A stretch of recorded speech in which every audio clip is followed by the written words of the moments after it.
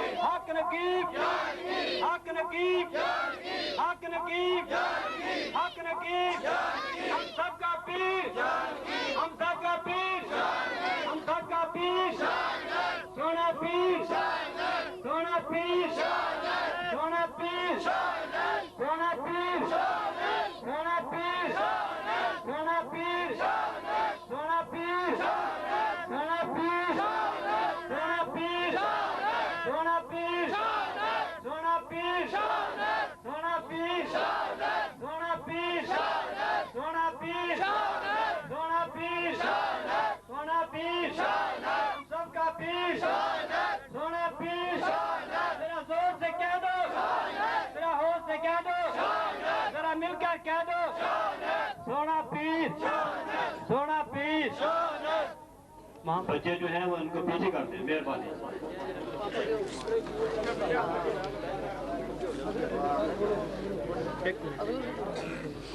नजदीक ही आएगी।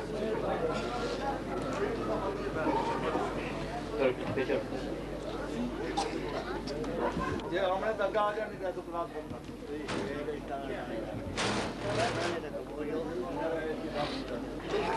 बड़ी बड़ी बड़ी भीड़ बड़ी बड़ी बड़ी ऊपर कार ऊपर पास कार गया।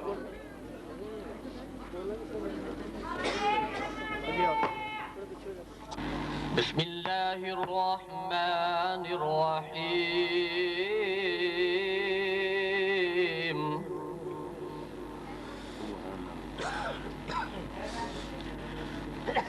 वतिल्का हुज्जतुना आतैनाहा इब्राहीम।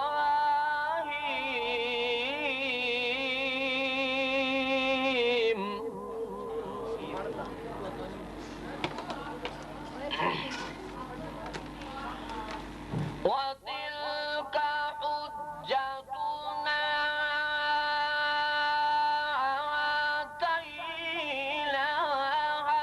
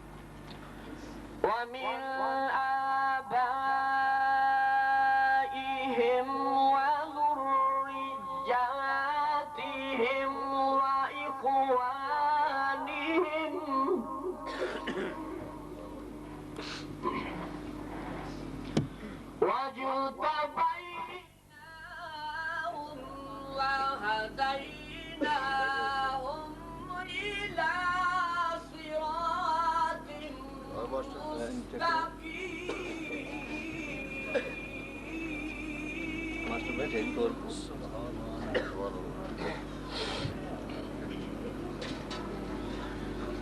ذلك هدى الله يهدي به من يشاء من عباده ولو أشركوا لحبط عنهم ما كانوا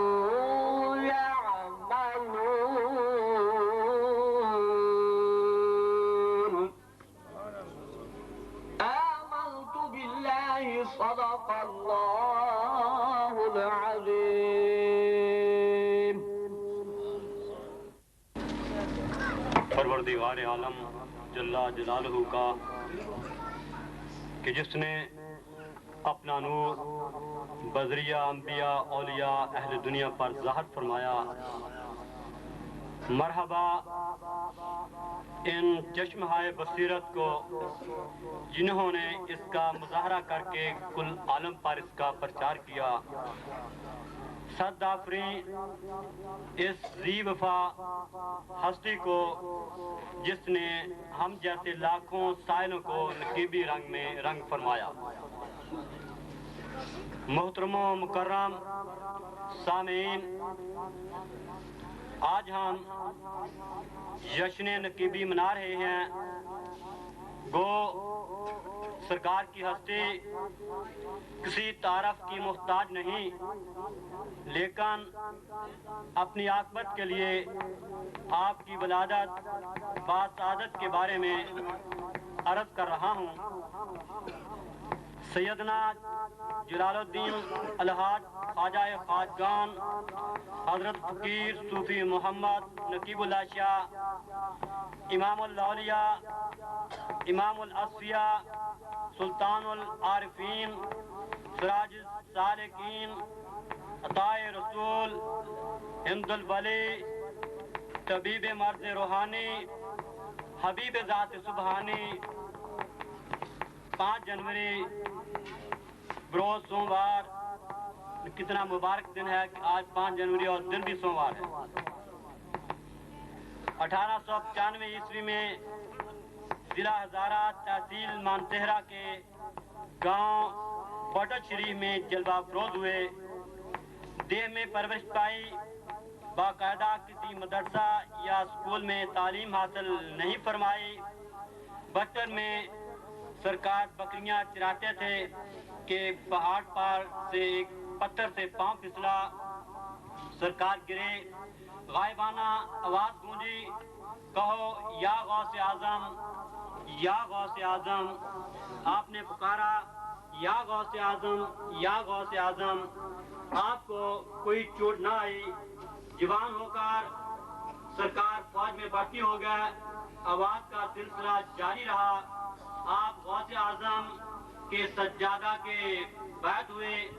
12 साल की खिदमतों पैरवी के बाद अपने मुर्शिद साहब से अर्ज किया कि या सरकार, मैं जिस मकसद के लिए बैत हुआ वो मकसद मेरा पूरा नहीं हुआ।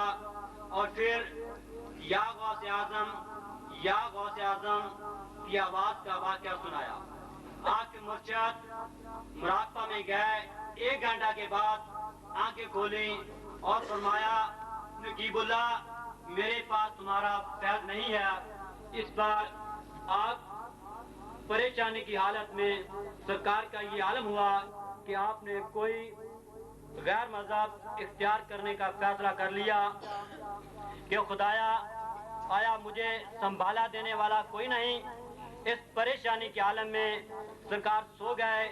रात को एक आदमी ने आपको उठाया और कहा, नकीबुल्लाह, फखरे मौजूदात मौलाए कुल खत्मुर रसूल सल्लल्लाहु तआला अलैहि वसल्लम आपको बुला रहे हैं।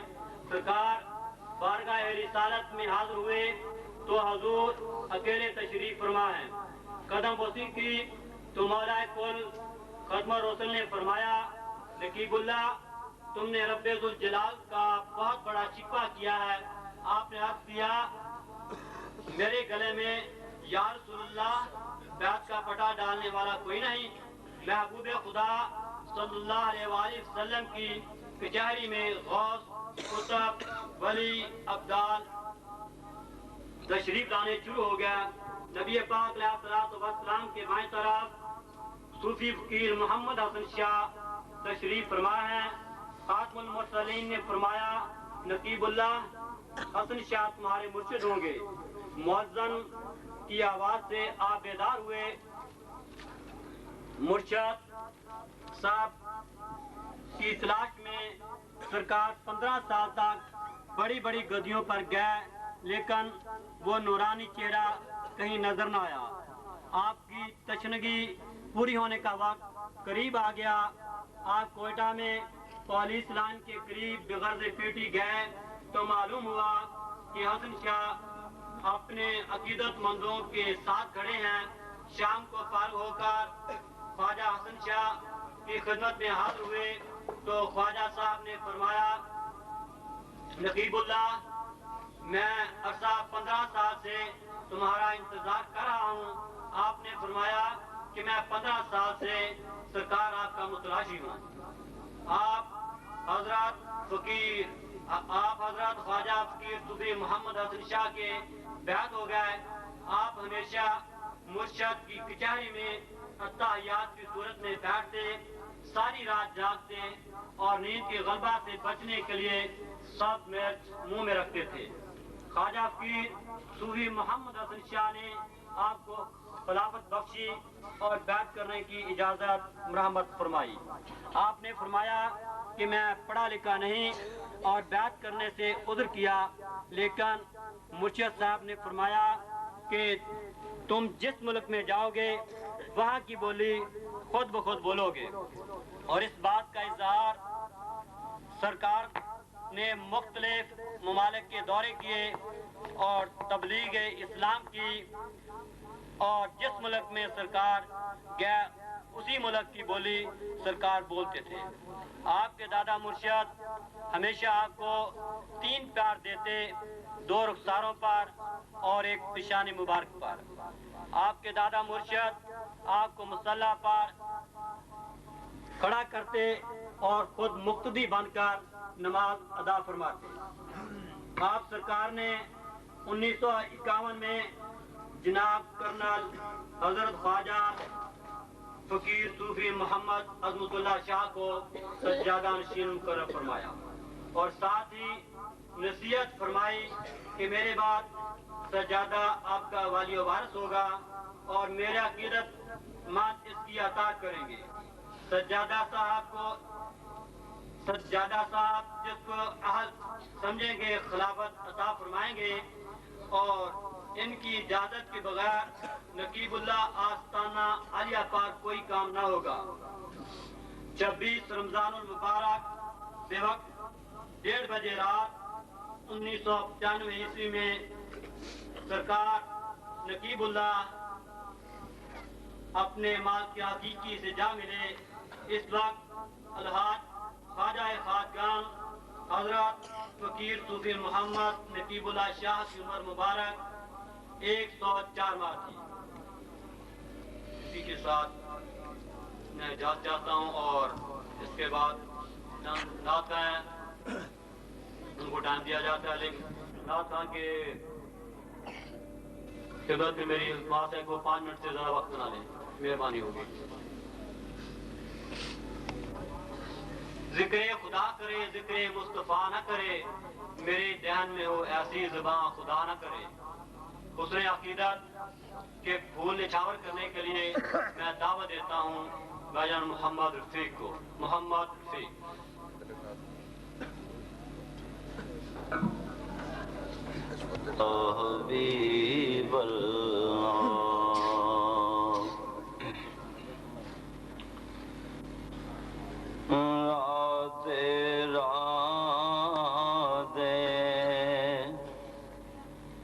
हर कोई आखे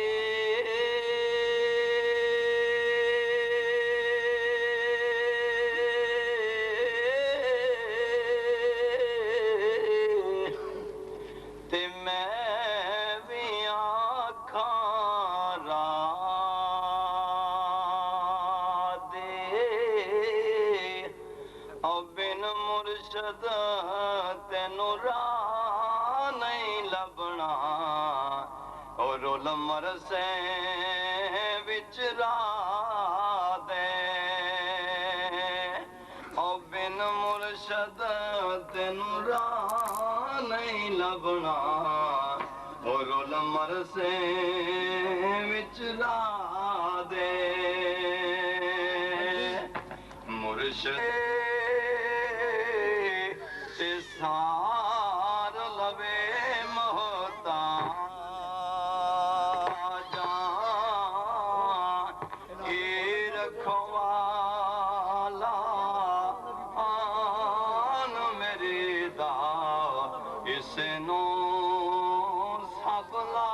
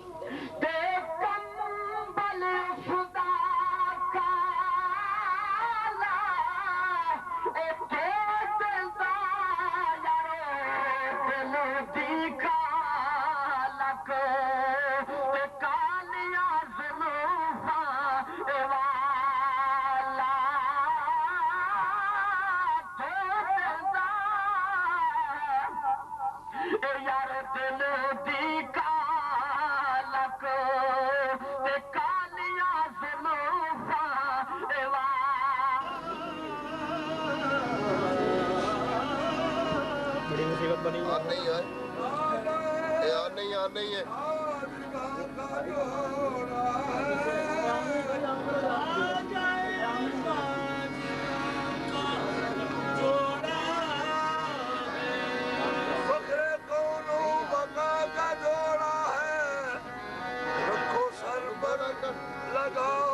और यार